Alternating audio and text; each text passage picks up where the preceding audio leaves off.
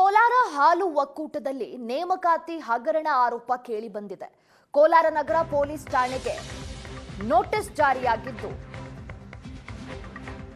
ಹಾಲು ಒಕ್ಕೂಟದಲ್ಲಿ ಹಗರಣ ಕೇಳಿಬಂದಿರುವಂತದ್ದು. ಕೋಲಾರ ನಗರ ಪೊಲೀಸ್ ಠಾಣೆಗೆ ನೋಟಿಸ್ ಜಾರಿ ಮಾಡಿದ ಕೋರ್ಟ್ ಕೈಗೊಂಡ ಕ್ರಮದ ಬಗ್ಗೆ ವರದಿಯನ್ನ ಕೇಳಿದೆ ಜನಪ್ರತಿನಿಧಿಗಳ ಕೋರ್ಟ್.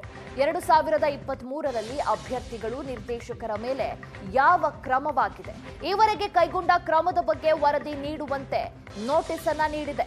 ದೂರುದಾರ ವೆಂಕಟಾಚಲಪತಿ ಅಭ್ಯರ್ಥಿ ಚೇತನ್ ಮಾಹಿತಿ ಮೇರೆಗೆ ನೇಮಕಾತಿಯಲ್ಲಿ ಅರ್ಹ 75 ಅಭ್ಯರ್ಥಿಗಳಿಗೆ ಅನ್ಯಾಯವಾಗಿದೆ. ಕಳೆದ 6 ತಿಂಗಳಿಂದ ನೇಮಕಾತಿಯ ವ್ಯವಹಾರ ಕುರಿತು ಹೋರಾಟ ಆಗ್ತಾ ಇದೆ. ಪ್ರಾಮಾಣಿಕ ತನಿಖೆಯಿಂದ ಸತ್ಯ ಹೊರಬೀಳಲಿದೆ ಅನ್ನೋದಾಗಿ ವೆಂಕಟಾಚಲಪತಿ ಹೇಳಿದ್ದಾರೆ. ಕೋಲಾರ ಹಾಲು ಒಕ್ಕೂಟದಲ್ಲಿ ಈಗ ನೇಮಕಾತಿ ಹಗರಣದ ವಿಚಾರವಾಗಿ ವರದಿಯನ್ನ ಕೇಳಿದೆ ಜನಪ್ರತಿನಿಧಿಗಳ ಕೋರ್ಟ್.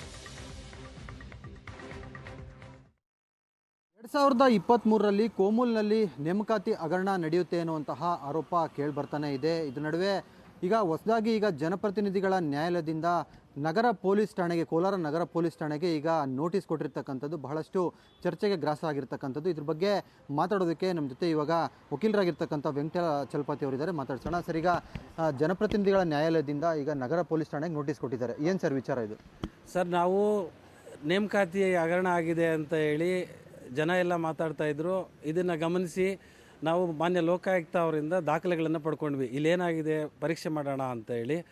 ಆಮೇಲೆ ಗೊತ್ತಾಯಿತು ಇದು OMR ಶೀಟ್ಗಳನ್ನು ಅದ್ಲು ಬದಲಿ ಮಾಡಿ ಒರಿಜಿನಲ್ OMR ಶೀಟ್ಗಳು ಪ್ಲಸ್ ತಯಾರಿಸಿರೋಂಥ OMR ಶೀಟ್ಗಳು ನಂಬರ್ ಸೇಮ್ ಇರುತ್ತೆ, ಹೆಸರು ಸೇಮ್ ಇರುತ್ತೆ, ಆದರೆ ದ್ವಿಪ್ರತಿಯಲ್ಲಿರುತ್ತೆ.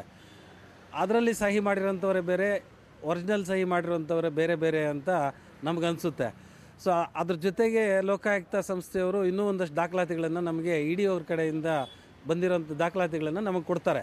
ಅದರಲ್ಲಿ ಯಾರ್ಯಾರು ಏನೇನು ಯಾವ ರೀತಿ ಎಕ್ಸಾಮ್ ನಡೆದಿದೆ, ನೇಮಕಾತಿ ಯಾವ ರೀತಿ ನಡೆದಿದೆ ಅನ್ನೋಂಥ ಪರಿಪೂರ್ಣ ವಿವರ ಅದರಲ್ಲಿ ಸಿಕ್ಕಿದ ತಕ್ಷಣ ನಾವು ಮಾನ್ಯ ಕೋಲಾರ ಪೊಲೀಸ್ನ ಅಪ್ರೋಚ್ ಮಾಡ್ತೀವಿ. ರೂರಲ್ ಅವ್ರನ್ನ ಅಪ್ರೋಚ್ ಮಾಡಿದವಾಗ ನಮಗೆ ಇದು ಬರಲ್ಲ, ನಾವು ಮಾಡಲ್ಲ ಅಂತ ಹೇಳ್ತಾರೆ.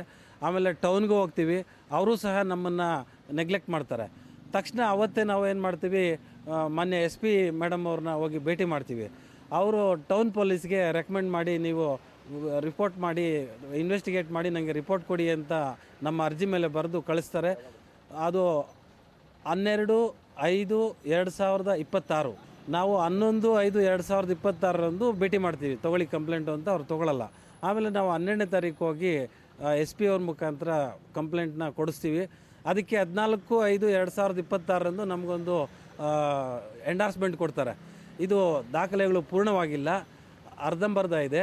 ಸೊ ಇದು ಲೋಕಾಯುಕ್ತ ಮತ್ತು ED ಅವರು ಇರೋದ್ರಿಂದ ನಮ್ಮ ವ್ಯಾಪ್ತಿಗೆ ಬರಲ್ಲ ಅಂತ ಹೇಳ್ತಾರೆ. ಸೊ ಅದನ್ನು ನಾವು ನ್ಯಾಯಾಲಯದಲ್ಲಿ ಪ್ರಶ್ನೆ ಮಾಡ್ತೀವಿ. ನಾವು ಯಾಕೆ ಜನಪ್ರತಿನಿಧಿಗಳ ನ್ಯಾಯಾಲಯಕ್ಕೆ ಹೋದ್ವಿ ಅಂದರೆ ಇದರಲ್ಲಿ A1 ಆಗಿರೋಂಥವರು ಮಾನ್ಯ ಮಾಲೂರು ಶಾಸಕರಾದಂಥ ನಂಜೇಗೌಡರು.